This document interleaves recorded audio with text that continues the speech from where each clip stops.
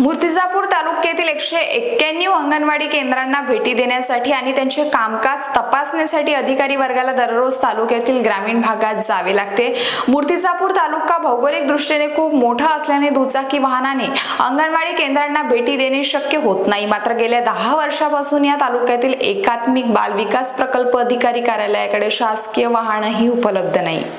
परिणामी अधिकारी आणि कर्मचारी वर्गाला वाहनांसाठी इतरांवर अवलंबून राहावे लागत असून या कार्यालयाचे नियमित कामकाज विस्कळीत झाल्याचं पाहायला मिळते।